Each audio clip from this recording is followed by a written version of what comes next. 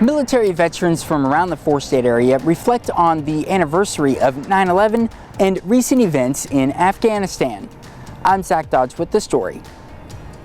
Plus, a Missouri Marine killed in an attack in Kabul returns home to his final resting place. The four states' most watched news starts now. Well, thanks so much for joining us tonight. I'm Mike Mahoney. The Joplin American Legion held their 4th annual Veterans Expo ahead of the 20-year anniversary of the 9/11 attacks. KOAM Zach Dodge checked it out. Hundreds of voices, all talking at once about services available to veterans. Benefits, services, service-related type items, and even there's several businesses here looking to hire veterans. But the things that go unsaid, that's the bigger story here. I've been reflecting a lot. The expo was held 2 days before the 20-year anniversary of one of the darkest days in America's history. For Joplin native Logan Reynolds, it was a day that shaped the rest of his life. In elementary school, they turned the TVs on and watched the people jumping out of buildings and towers collapsing. And ever since then, I just want to join the Army. Another Army vet, Stephen Bradley, remembers exactly where he was when the towers were hit. I kept seeing the contrails of the aircraft doing U-turns. We ended up watching the second tower get hit, and then of course then the National Guard started calling. Both of them ended up serving in Afghanistan after the war on terror began. Now, seeing how the withdrawal from the region was handled, and then having the 20-year anniversary of 9/11 happen at the same time makes it tough. Kind of feel like, we did it for nothing, so to speak. So, but no, I'm glad we're out. I'm glad nobody else has to go back. We protected America. That's the most important part. It's really bad timing, and it shouldn't have happened then. And to look at it 20 years later to see not a lot has changed. It makes me reflect upon, I'm turning 30, so reflect on my life and what I've experienced since then. And it's been a crazy adventure. Just some of the thoughts among the crowd before a weekend that could be tough for many. In Joplin, Zach Dodge, KOAM News. And we have a list of some available resources for veterans and their spouses and families on our website. That's KOAMnewsnow.com. Pittsburg State is hosting several events to remember the anniversary of 9/11. Today, the Southeast Kansas Symphony performed the Concert of Remembrance in the Bicknell Family Center for the Arts.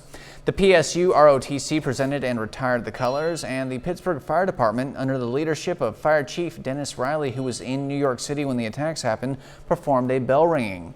You can find information about other 9/11 anniversary events in the four-state area on our website. That's KOAMnewsnow.com.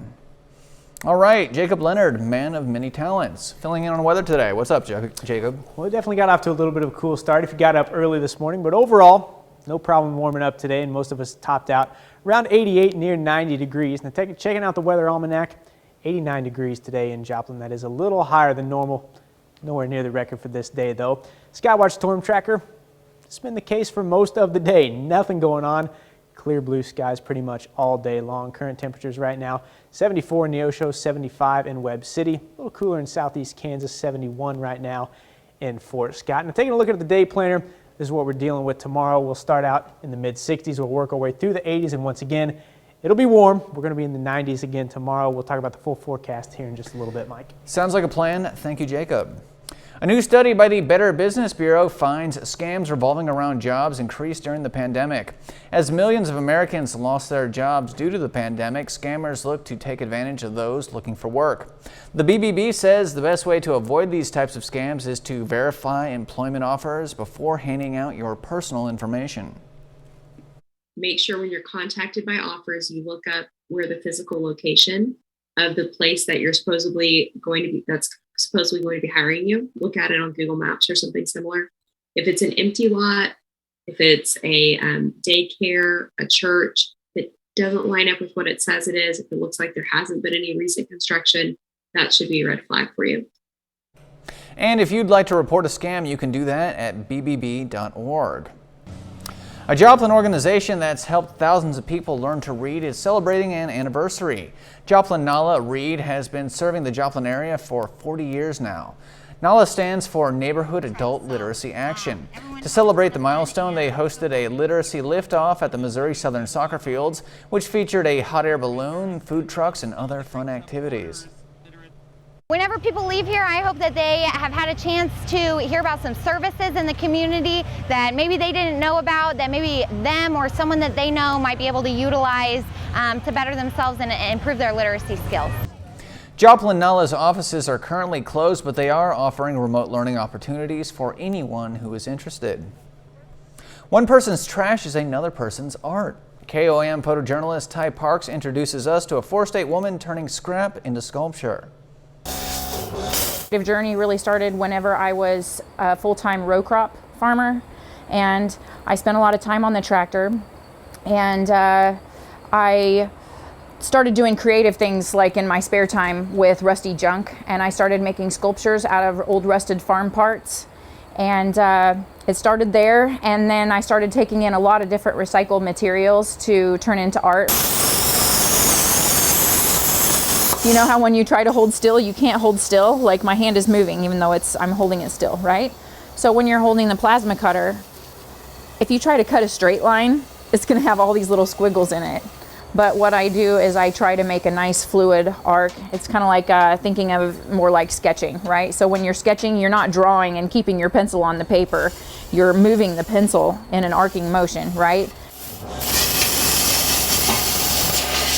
Well, I think that there is a shift back towards the trades as a hobby, you know, and people really love to recycle. So picking up new hobbies, learning new things, but also recycling, these are things I really want to pass on to other people. Angie's main studio is on the square in Lamar. Her shows in the weeks ahead include one at Branson's Silver Dollar City. A Pittsburgh man is taking the farm indoors. Brad Forby moved to the 4-state area from California. He says this area is perfect for his specific brand of agriculture. Forby grows his plants inside old shipping containers. His style of farming takes Mother Nature out of the equation and can help feed the 4 states. All right, the body of a Missouri Marine killed in the August bombing in Afghanistan has returned home. Hundreds of people lined up to pay their respects to 20-year-old Lance Corporal Jared Schmitz. Caroline Hecker has the story. The sound of motorcycle engines filled the otherwise empty air as the community welcomed Lance Corporal Jared Schmitz home to St. Louis. The preparation began early Wednesday morning as people decorated overpasses in St. Charles County with signs and American flags. I hope they realize how much support that they all have personally, as well as the entire decision that Jared made when he went into the military himself. Many people gathered at the Cave Springs exit off of Interstate 70, eager to show their gratitude to the Schmitz family. I have a son his age that graduated with him, so things like this hit close to home when you put it in perspective that this could be your child. The escort began around 1:30, making its way from the airport onto I-70. The Patriot Guard and a few other organizations led the way, with Schmitz's casket carried in a trailing Humvee. People lined overpasses, the side of the road, and even stopped traffic to pay their respects. If we can bring a little comfort to the family by being here, it makes it all the worthwhile. As the escort made its way onto Cave Springs, hundreds of people stood silently, watching as a hometown hero made his way to the funeral home. It's a reality all too real for some supporters. It was always a chance I wouldn't come back after 3 tours in Iraq. You know, it's part of me coming out here, my fellow soldiers. You know, I'm out here showing my support. 11 Marines, 1 Navy sailor, and 1 Army soldier were killed in a suicide attack outside the Kabul airport on August 26th. It's now time for us to honor one of our many 4-state heroes. Tonight we pay tribute to Eric Westerholder of Nevada, Missouri. Westerhold served as a private first class in the U.S. Army and fought in Afghanistan. Thank you, sir, for your service and your bravery. For more information about any of our 4-state heroes or to nominate your own, just log on to KOAMnewsnow.com. And we'll be right back with Jacob Leonard and another look at your weather. And later in the show, we will check out a brewery in the state of Wisconsin that's using their beer to encourage folks to get vaccinated. Don't go anywhere. Whoever made this weird Arby's, we have the meat.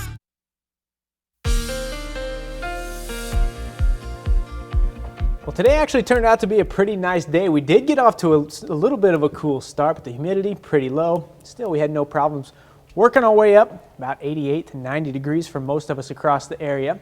taking a look now at the Indigo Sky Casino time lapse. As you can see, we had pretty much all blue skies all day long today. Current conditions right now in Joplin, we're sitting at 75 degrees, wind coming out of the south at 8 miles per hour, humidity right at about 50%. Over the last 36 hours, today it was a little warmer than it was yesterday. Yesterday we topped out at about 85, 86 degrees. Today you can see we topped out at about 88 degrees, and you see the temperatures, our lows for last night down in the upper 50s. So like I said, it was a little bit of a cooler start if you were up pretty early this morning. Temperatures right now across the area, most of us sitting in the mid-70s, 74 in Neosho, 74 in Columbus, a little cooler in southeast Kansas, 71 right now in Fort Scott, 72 in Iola, 73 in Yates Center. Skywatch Storm Tracker, this has been the case for most of the day. The heart of our area, all clear, and as you can see from the last 12 hours, this is what we saw today. A lot of blue skies, not very many clouds. And taking a look at the future track now. Getting up tomorrow morning as you get ready to go to school, most of us sitting in the mid-60s still. We will touch 90 as we work through the afternoon hours, and then 7 o'clock tomorrow night. Of course, I'm not going to do this without talking about high school football. For most of us, kickoff will be setting in the mid-80s, 85 in Joplin, 83 in Nevada. As those games wrap up, we will be down into the upper 70s. Now working through Saturday, it's going to be hot again. Missouri Southern football playing their home opener at 2 o'clock on Saturday afternoon. It's going to be hot. And there are those south winds, 89 in Joplin. So we'll be about 90 degrees for kickoff, and the 90s will stick around for most of the afternoon. We won't see upper 80s until we get into the evening hours. Now day planner for tomorrow, you can see here we'll start in the 60s. We'll work our way up through the 80s. And we will top out once again near 93. So it'll be another warm one tomorrow. Taking a look at the 7-day now. I wish I could tell you something different. I really do, but it's going to be hot, hot, and then hot some more. So 95s on the weekend. Now the good news is, look at the middle of next week. We're going to have some rain chances moving in on Wednesday, so that will bring our temperatures down. And after a weekend full of a pair of 95s, it'll be nice to see the mid-80s middle of next week, Mike. I agree, sir. Thanks so much, Jacob. And when we return, President Biden has a new plan for fighting the Delta variant. President Biden announcing new vaccine mandates and his latest plan to combat the coronavirus. I'm Lauren Blanchard in Washington. More on who he's requiring to get the shots coming up.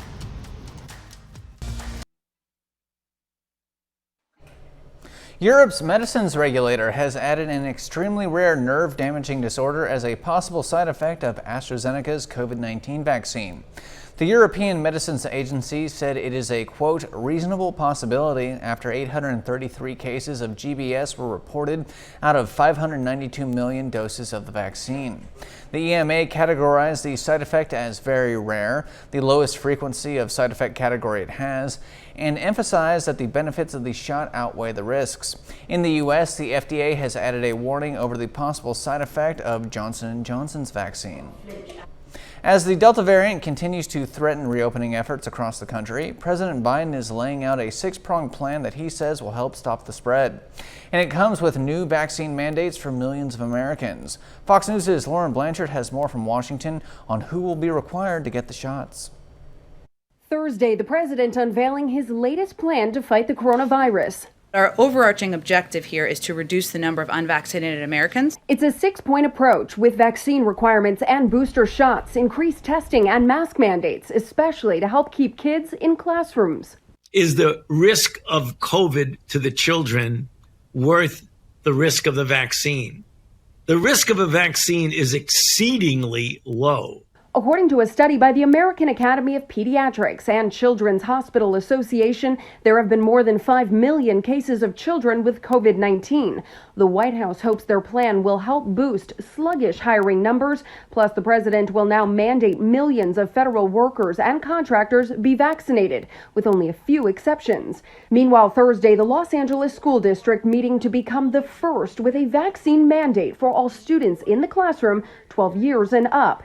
While in Florida, the governor is in a legal battle to keep masks from being required of kids. The data has never supported that schools are driving community spread of this. Dr. Fauci says data on those under 12 with the Pfizer or Moderna vaccine could be ready in the next month or so, and Pfizer could be ready for emergency use authorization in kids by early winter. In Washington, Lauren Blanchard, Fox News. A controversial Texas abortion law is facing challenges from the Justice Department. Attorney General Merrick Garland announced a new lawsuit today. Fox News' Mike Emanuel has more. The act is clearly unconstitutional under long-standing Supreme Court precedent. The Justice Department is challenging Texas's new abortion law, filing a lawsuit against the state on Thursday. This kind of scheme to nullify the Constitution of the United States is one that all Americans, whatever their politics or party, should fear. Attorney General Merrick Garland announced earlier this week his office had been looking for ways to challenge what's known as the heartbeat bill. This after the Supreme Court declined a request by clinics to prevent the law from going into effect. The Justice Department asked the Department of Health and Human Services to urgently take any steps, to look into what steps they have the authority to take to protect women's access to health care.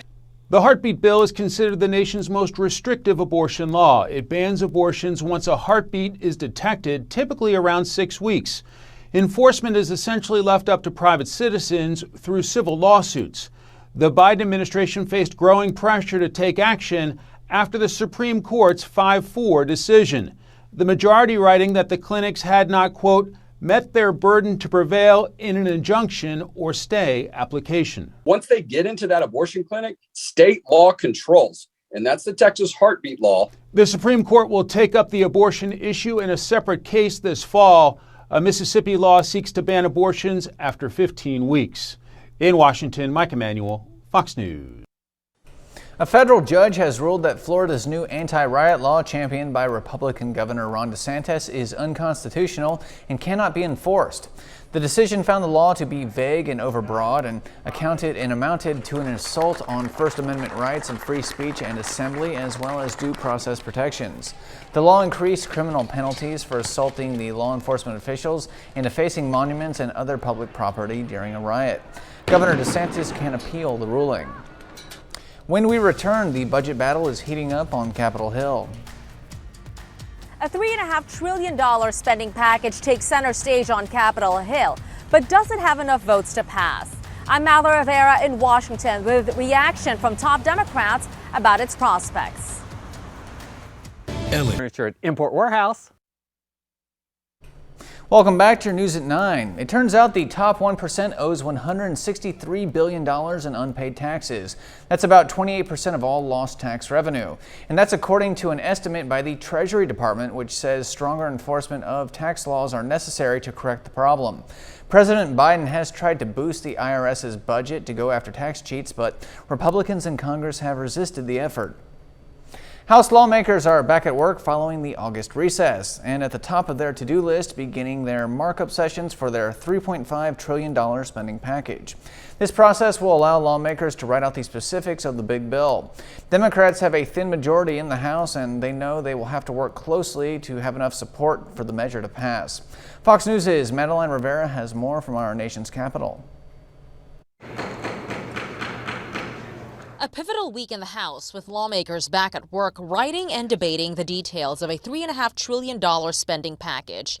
Democrats are touting the legislation as historic and a major boost for working families. And we have a once-in-a-generational opportunity to make transformative, beneficial change. This is our moment. If passed, the budget measure would expand Medicare, provide child care and paid leave to families, and make community college tuition free for 2 years.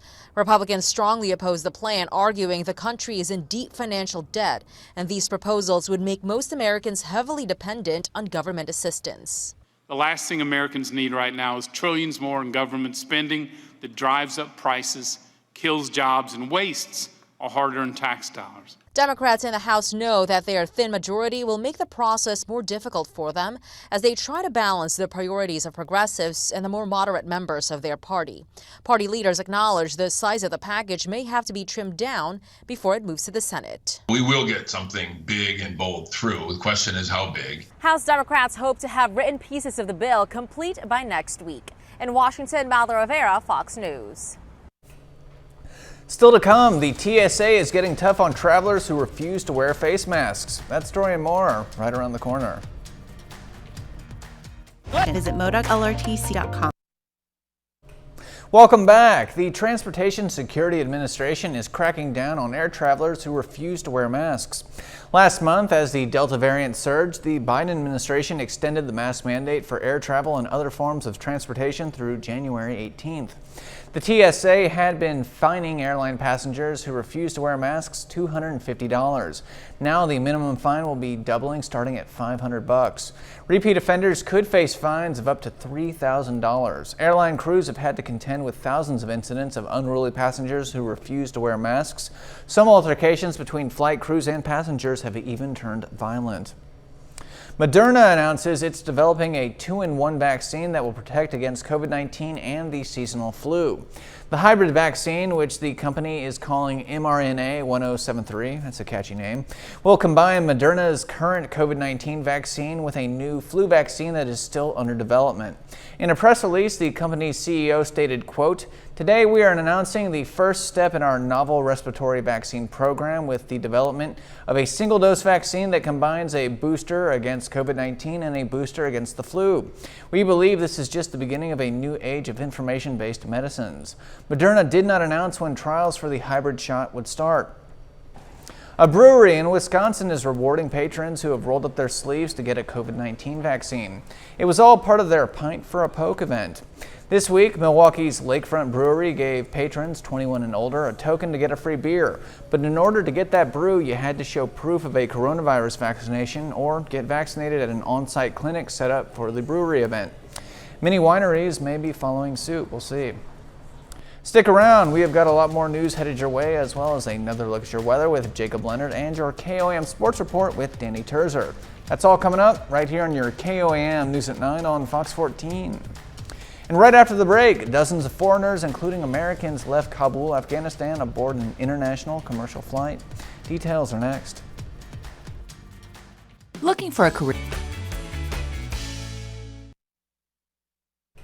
Today, dozens of foreigners, including Americans, left Kabul, Afghanistan aboard an international commercial flight.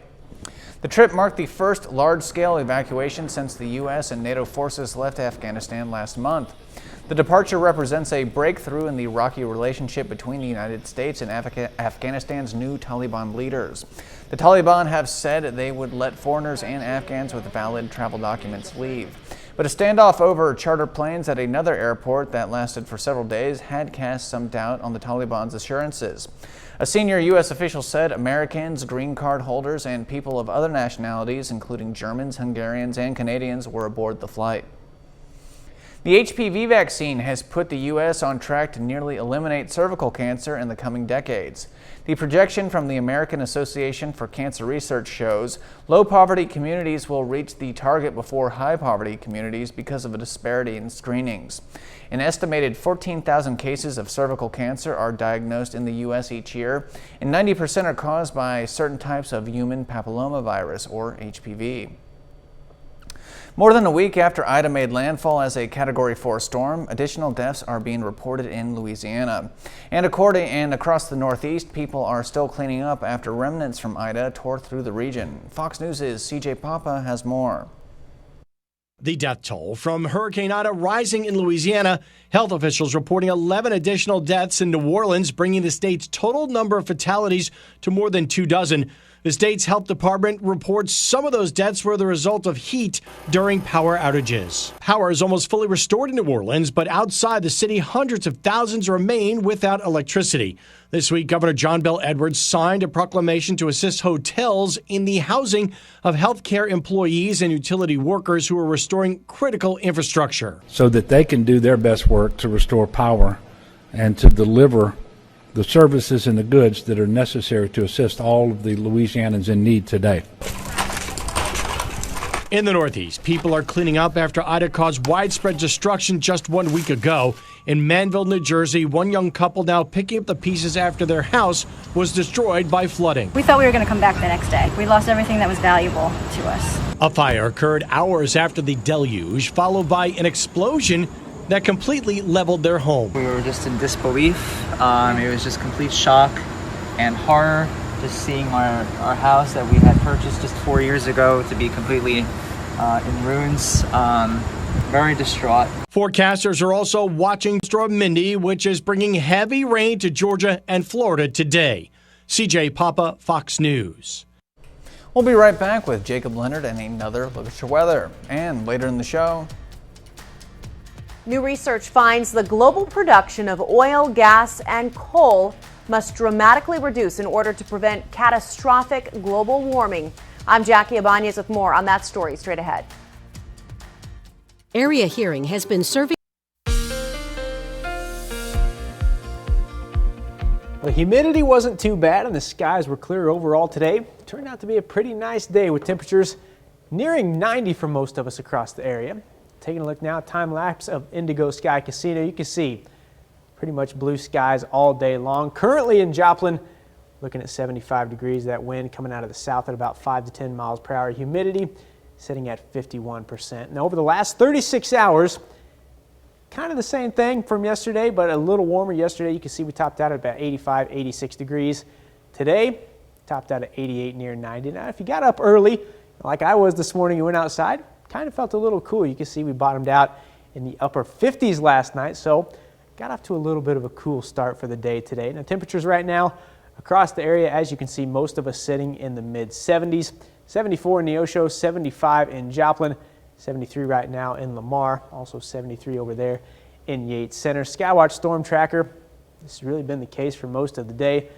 The heart of our area, pretty clear. You can see for the last 12 hours, not a lot going on today. So if you were outside today, you saw those pretty clear blue skies. Future track for you right now. When you get up, head to school and work in the morning. Most of us will be sitting in the low to mid 60s, 64 in Joplin, 62 in Nevada, a little warmer in southeast Kansas. Now working through the day, we will touch 90 as we work through the afternoon hours. Then, of course, I'm going to be out at Friday night football. I know you're going to be out at Friday night high school football too at 7 o'clock. Most of us will be sitting in the mid 80s, 85 in Joplin. That's what it'll look like for kickoff across most of the area. And working through the next few hours as you're leaving those games, we will find our way back into the upper 70s. Now Saturday, again, it's going to be hot. I'm going to be at Missouri Southern football home opener at 2 o'clock. It's going to be hot. Those winds coming out of the south. It will be warm, but if you want to go out and support the Lions, it'll be a fun game. And working through, those 90s are going to stick around through most of the afternoon. We won't even see 80 until we get to the evening hours. Day planner for tomorrow when you get up, 66 as you head out the door, 84 by noon. Once again, we are going to make it to the lower 90s.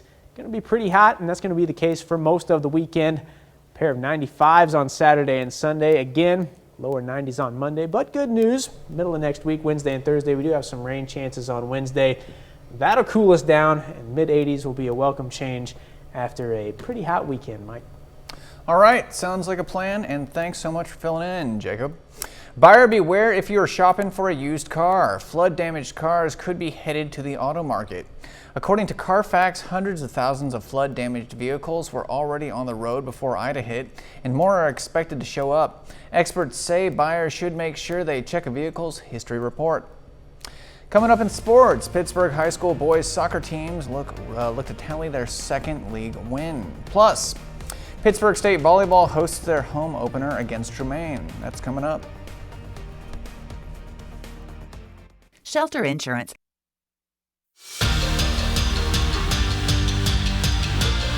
The Pittsburg State Gorillas host the Nebraska Kearney Lopers on Saturday in their first home game of the season. Pitt State is 1-0 and has climbed into the national rankings after opening their season with a win against Central Missouri last week. UNK is also 1-0 to begin the season. These two teams played in Pittsburg last fall in front of a limited crowd.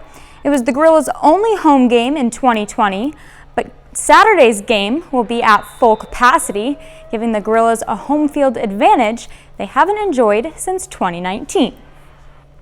It's going to bring a new intensity to everyone that's playing there.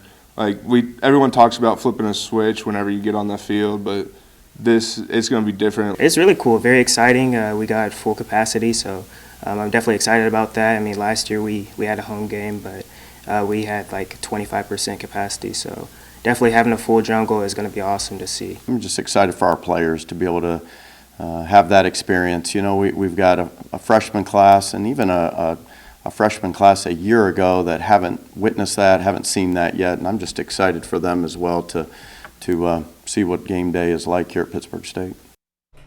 Saturday's game kicks off at 7 p.m. at Carney Smith Stadium in Pittsburg. The Missouri Southern Lions will also be at home on Saturday. The Lions aim for their first win in their home opener against Northeastern State.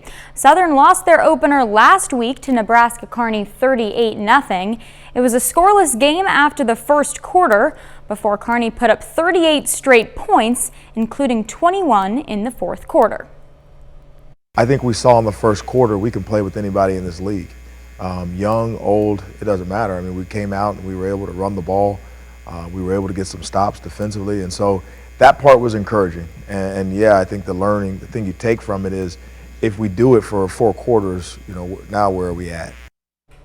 The Pittsburg State volleyball team is hosting the Gorilla Classic tournament this weekend. The Gorillas are on the floor to start the tournament tonight, playing their first home match against Truman State. Both of these teams are 2-2 to open their first 4 matches. Addison Waybrew with a nice get here to set up Brianna Richard for the kill.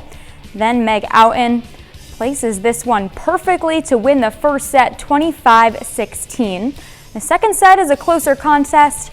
Richard to Outen for a big kill. Gorillas hyped after that one. They go on to take the second set as well.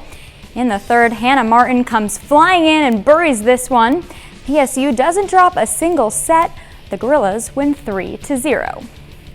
The Pittsburg High School boys soccer team is on the field this evening for an SEK matchup against Fort Scott. Pittsburg is 1-0 in league play, Fort Scott 1-2. The Purple Dragons aiming for their 3rd straight win after topping Parsons and Columbus in their last 2 games. From a throw-in, Christian Peranto driving toward the net, top corner. Fort Scott takes a 1-0 lead halfway through the first half. Pittsburg putting on pressure now. A few good chances for the Purple Dragons. Jason Morales-Merida chips it in toward the net. Johan Areola with the volley just misses wide. Pittsburg able to turn this thing around. The Purple Dragons win 3-2. The St. Louis Cardinals finish up their 4-game home series with the Dodgers today. The Cards beat the Dodgers in Game 3 last night 5-4, but they have lost 2 of the first 3 games in the series. St. Louis trying for the 4-game split this afternoon. Andrew Kisner RBI single gives the Cardinals the first run of the game. Dylan Carlson scores. To the 3rd inning now, Trey Turner singles in the gap. Mookie Betts comes home for LA to tie the game up at 1. In the 5th, this was the difference. Tyler O'Neill to left just gets out of the park for the solo home run. Cardinals win and earn the series split 2-1. The Kansas City Royals finish up a 4-game series with the Orioles this evening. Tonight, the Royals get the shutout win 6-0 over the Orioles to split the series.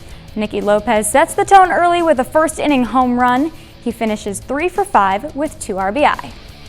Back with more news after this. Welcome back to your news at 9. Using less fossil fuels can help reduce your carbon footprint, but it may not be enough to prevent global warming. Fox News' Jackie Ibanez has more on what new research says needs to be done to dramatically curb rising temperatures. Combating human-caused climate change is going to require a lot of work, and it starts with leaving natural resources where they're found, in the ground. According to a new study from University College London, at least 60% of the world's oil and gas and 90% of its coal supplies must remain untouched by 2050. That's if we are to achieve the goal of the Paris Climate Agreement of limiting global warming to less than 3 degrees. Mother Nature speaking back to us, screaming at us. Researchers also say the overall production of oil, gas, and coal needs to decrease by roughly 3% every year for the next 29 years. If it seems like a lofty goal, experts say it is, but it's not unfeasible. With technology advances making clean energy more accessible now than ever before. The cost reductions we've seen in wind power, in solar, in batteries for electric vehicles gives us a tool to do a lot of the work in getting to zero emissions by mid-century. Meanwhile, officials say the health of our planet reflects the health of the people living on it. which is why the Biden administration recently created the Office of Climate Change and Health Equity. We will meet the severe threats of the climate crisis and ensure our communities, including those bearing more than their share of the burden, don't merely survive, but thrive. And more good climate news for you. The latest data from the federal government finds that solar-powered energy could make up 40% of the country's electricity by 2036. Jackie Ibanez, Fox News. New Jersey breaks ground on a new wind power construction facility. The New Jersey wind port in Hancock's Bridge is set to be complete in 2023. Crews began construction on the more than $250 million project today. Once complete, the facility will be used as a staging, assembling, and manufacturing hub for offshore wind projects. New Jersey Governor Phil Murphy called the project a major win for the state's economic future. What we're doing here today is not only going to create good jobs, overwhelmingly good union jobs, but it is going to be perhaps our greatest stand against climate change. New Jersey is going to change the narrative. Fighting climate change and creating good jobs do and must go hand in hand. And everyone here is helping us write this new narrative. The U.S. Secretary of Labor, Marty Walsh, also took part in today's groundbreaking ceremony. We are not done yet here on your KOAM News at 9 on Fox 14. And when we return, we are headed to Florida to meet some very good dogs who are helping keep people safe from the coronavirus. That story and more are coming up in just 2 short minutes. Why wait for the leaves to fall? According to a recent OnePoll survey, 69% of Americans say autumn is home to the best seasonal flavors. And nearly half said there's no reason not to enjoy those flavors year-round. And yes, that includes the notorious pumpkin spice. 43% said they indulge in the flavor year-round, and 39% treat themselves to peppermint no matter what month it is. Meet 2 dogs with very important jobs. They will soon be sniffing out the coronavirus at the Miami International Airport. The dogs are named Cobra and Beta, and they will be assisting in screening employees for COVID-19. With the help from hospitals and lab testing, the dogs have been trained to alert handlers when they smell the virus. These canines are part of a pilot program with Florida International University that will last for 30 days. Well, thanks so much for stopping by this evening. We will leave you with video of a baby hippo at the zoo in Belgrade, Serbia. Pretty cute stuff right there. And we'll see you tomorrow for more KOAM News at 9 on Fox 14. Have a great night. Stay safe out there.